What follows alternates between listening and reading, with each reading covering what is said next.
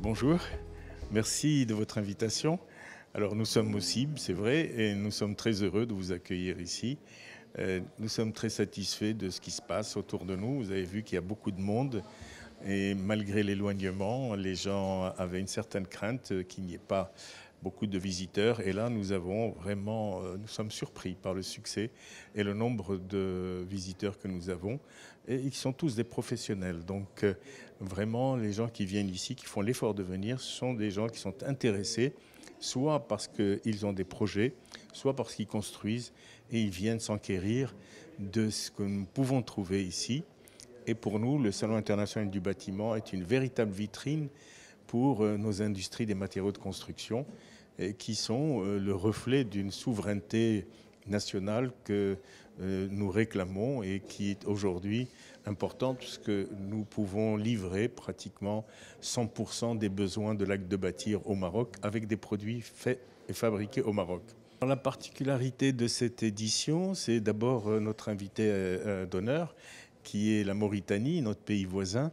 La Mauritanie est un pays vraiment qui est avec des changements profonds et avec aussi des nouveaux moyens et beaucoup de besoins à tous les niveaux, que ce soit au niveau coopération, je dirais, B2B directement, mais aussi pour la construction et leurs besoins futurs. Donc nous pouvons, bien sûr, par la proximité, par notre relation profonde et historique, être leur fournisseur, je dirais, dans un premier temps, et puis par la suite être leur partenaire dans les politiques de la ville, de l'urbanisation, de la réglementation, mais aussi de la construction et des méthodes et des moyens pour qu'ils puissent eux aussi arriver à réaliser une politique de l'habitat et une politique de la ville, une politique d'urbanisation qui soit à la hauteur de leurs désirs et de leur volonté politique importante. Donc ça, c'est la première particularité. La deuxième particularité, c'est le nombre croissant de pays étrangers qui participent. Aujourd'hui, nous avons une cinquantaine de participants, de pays participants. Nous avons aussi une partie scientifique importante, avec un certain nombre de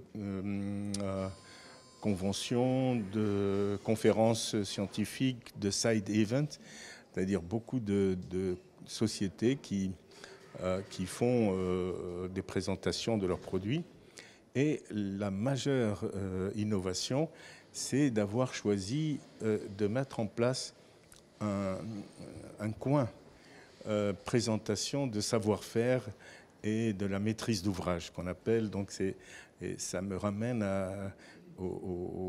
je dirais au sigle de cette édition, à savoir une maîtrise d'œuvre, une mise en œuvre maîtrisée des bâtiments améliorés. On s'est rendu compte de plus en plus qu'on nous faisait des critiques sur la qualité de nos produits. Or, en fait, ce n'est pas la qualité des produits qui est en cause, puisque les produits sont normalisés, certifiés, mais c'est leur mise en œuvre. On s'est rendu compte que lorsqu'on donnait des carreaux à des poseurs, ils ne savaient pas faire. Lorsqu'on donne du marbre à des poseurs, ils ne savent pas faire. Lorsqu'on demande à des gens de mettre en place une protection d'étanchéité, ils ne savent pas trop faire. Donc on a demandé aux professionnels de venir faire des démonstrations et montrer comment on pouvait faire ça. Et nous avons aussi demandé à l'OFPPT de nous accompagner et de venir écouter nos besoins et aussi de lancer des programmes de formation de courte durée, mais qui sont basiques et qui permettraient d'améliorer tout l'acte de bâtir.